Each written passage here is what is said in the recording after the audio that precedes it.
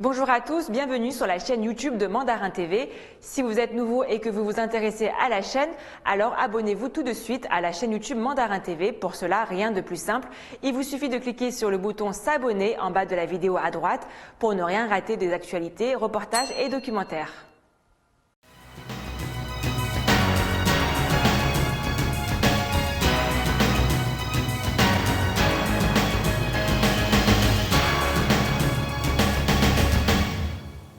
Bonjour à toutes et à tous et bienvenue dans Chine France le journal, votre émission quotidienne d'information sur la Chine en français sur Mandarin TV. Sans transition, voici les titres de l'actualité. La partie continentale de la Chine a signalé 118 nouveaux cas lundi de Covid-19. Le président chinois inspecte les installations des Jeux Olympiques d'hiver 2022. Beijing sanctionne des membres du gouvernement américain pour des actions liées à Taïwan et Hong Kong. La Chine devient le premier partenaire commercial de l'Union européenne en 2020. La plus grande compagnie aérienne de fret de la Chine élargit sa flotte à 63 appareils. Tesla commence à livrer son modèle Y fabriqué en Chine. Lundi, la partie continentale de la Chine a signalé 118 nouvelles infections au Covid-19, un chiffre en hausse, mais la situation dans le pays reste pour le moment sous contrôle, notamment grâce aux constructions de centres de dépistage et de vaccination. Le virus a bel et bien fait son retour en Chine. Lundi, la partie continentale du pays a signalé 118 nouvelles infections au Covid-19, c'est 10 de plus que la veille. Selon la Commission nationale de la santé du pays, 106 cas ont été transmis localement et 12 sont des cas importés. Parmi les cas locaux, 43 ont été signalés au Jilin, 35 au Hebei, 27 au Heilongjiang et 1 à Beijing. Selon le bilan établi lundi en fin de journée, un total de 4530 cas importés ont été enregistrés sur la partie continentale. Parmi eux, 4256 ont quitté l'hôpital après leur rétablissement et 274 restent hospitalisés. Aucun décès n'a été signalé parmi les cas importés. Le nombre total de cas confirmés de Covid-19 sur la partie continentale avait atteint 88 454. Parmi eux, 1387 étaient toujours hospitalisés, dont 61 dans un état grave. Au total, 82 432 patients ont quitté l'hôpital après leur rétablissement et 4 635 sont morts. Un bilan considérable, mais bien moins important qu'aux États-Unis et en Europe, où la situation reste critique. Où en sont les préparatifs pour les JO d'hiver 2022 ? Pour le savoir, le président Xi Jinping s'est rendu sur le terrain pour constater l'évolution des travaux des Jeux Olympiques et Paralympiques d'hiver de 2022 qui se dérouleront à Beijing.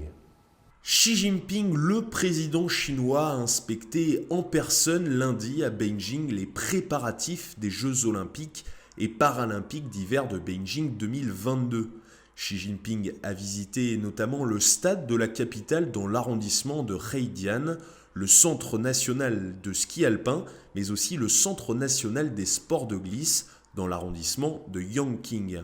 Il s'est notamment renseigné sur la construction des sites et la préparation des athlètes et a salué les sportifs, les entraîneurs, mais aussi les représentants des équipes opérationnelles et du personnel de construction dans la zone de compétition de Yangqing. Le stade de la capitale accueillera les compétitions de patinage de vitesse sur piste courte et de patinage artistique pour les Jeux, tandis que le Centre national du ski alpin accueillera lui les épreuves de ski alpin. Le Centre national des sports de glisse accueillera les compétitions de bobsleigh, de skeleton et de luge durant les Jeux de Beijing 2022. Rappelons que ce n'est pas la première fois que la ville accueille les JO. Dernière compétition en date, les Jeux Olympiques d'été de 2008. Et avec 48 médailles d'or, la Chine était arrivée en tête du classement des médailles, loin devant les États-Unis et la Russie. Les tensions entre la Chine et les États-Unis continue de s'accroître. Alors que Washington a levé la semaine dernière les restrictions quant aux échanges avec Taïwan, la Chine a annoncé qu'elle imposerait des sanctions à l'encontre de responsables du gouvernement américain. C'était il y a maintenant une semaine, le chef de la diplomatie américaine Mike Pompeo annulait les restrictions dans les contacts avec Taïwan. Une décision incompréhensible pour la Chine qui a décidé de répondre fermement. Vendredi, le porte-parole Zhao Lijian a rappelé lors d'un point presse que Taïwan est une partie inaliénable du territoire chinois. Mais après la réponse, place aux sanctions. En effet, lundi soir, la Chine a annoncé qu'elle imposerait des sanctions à l'encontre de responsables du gouvernement américain pour des actions liées à Taïwan et Hong Kong. Le ministère chinois des Affaires étrangères a condamné l'ingérence américaine, déclarant qu'elle violait notamment le droit international.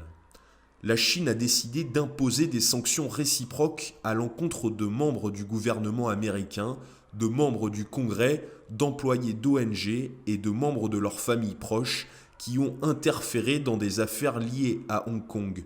La Chine exhorte les États-Unis à cesser immédiatement de s'ingérer dans les affaires de Hong Kong, qui révèlent des affaires internes de la Chine, et d'éviter à l'avenir d'aller plus en avant dans cette voie erronée et dangereuse. C'est ce qu'a déclaré Hua Chunying, porte-parole du ministère chinois des Affaires étrangères. Rappelons que Joseph Wu, le ministre taïwanais des Affaires étrangères, avait remercié, lui, les États-Unis la semaine dernière. Des tensions toujours vives donc entre les États-Unis et la Chine, mais les choses pourraient rapidement changer alors que Donald Trump vit ces dernières semaines à la Maison-Blanche. La Chine consolide sa position de principal partenaire commercial de l'Union européenne. Selon les chiffres publiés par l'agence Eurostat, elle est le seul pays à avoir enregistré une augmentation des importations vers l'Union européenne dans le contexte de la pandémie de Covid-19. En 2020, la France devient le premier partenaire commercial de l'Union européenne. Selon les chiffres publiés vendredi par l'agence Eurostat, la Chine continue de consolider sa position de principal partenaire commercial de l'Union européenne. La Chine est aussi le seul pays à avoir enregistré une si grosse augmentation des importations dans le contexte de la pandémie de Covid-19.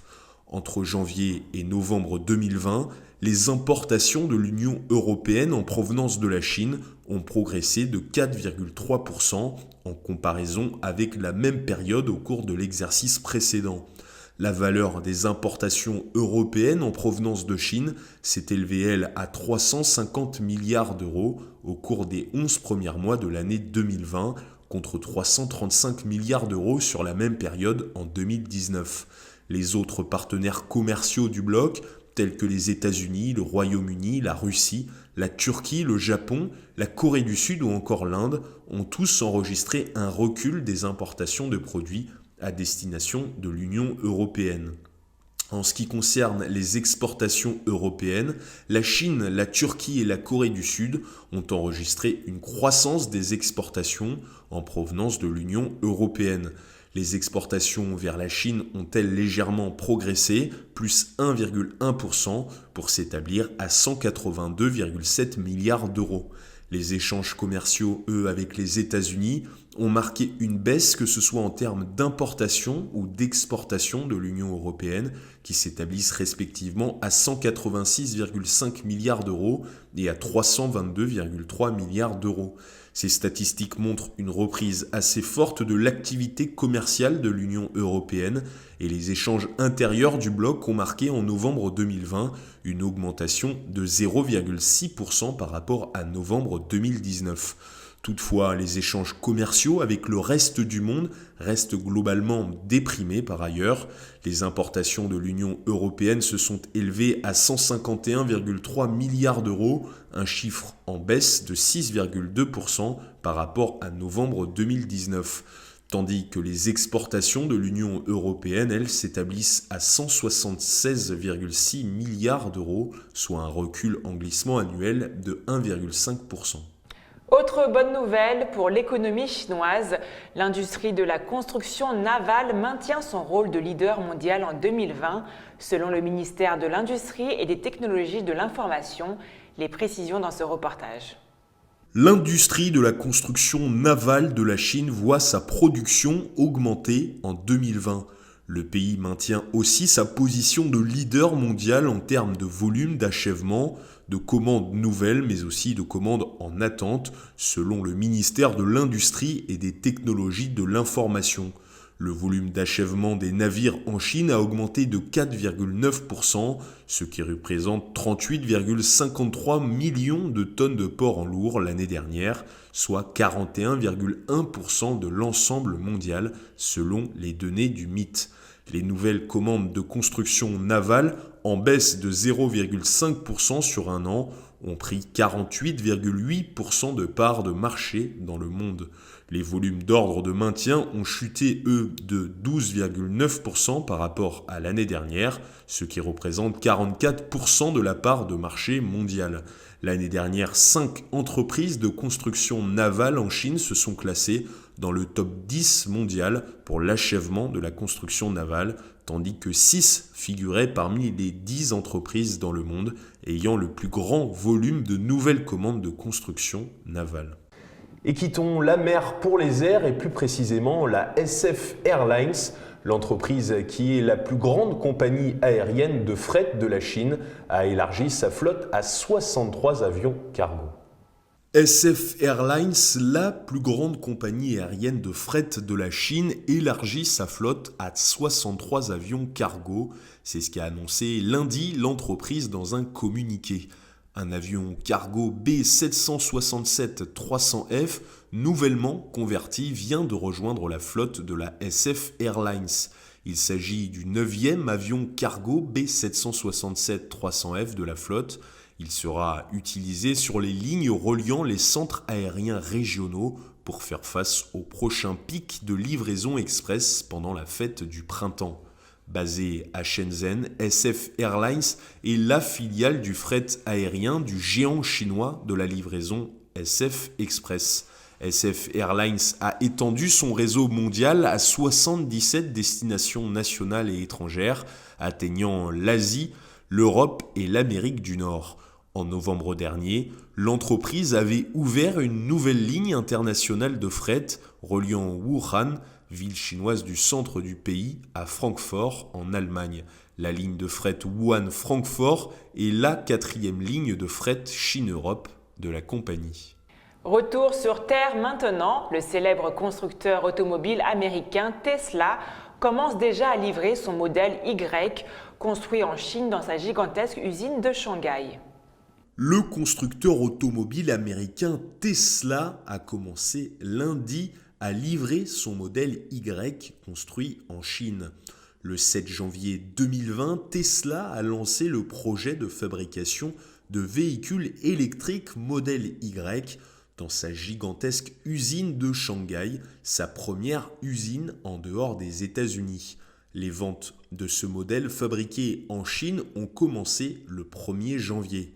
À partir de 339 900 yuan, environ 52 372 $, le modèle Y, après le modèle 3, est la deuxième série de voitures construites par la gigantesque usine à Shanghai pour des ventes et livraisons en Chine. Les livraisons dans d'autres villes commenceront prochainement selon la société. Tesla a jusqu'à présent construit et ouvert plus de 720 stations de supercharge avec plus de 5700 superchargeurs en Chine. Shanghai compte 86 stations et plus de 880 superchargeurs.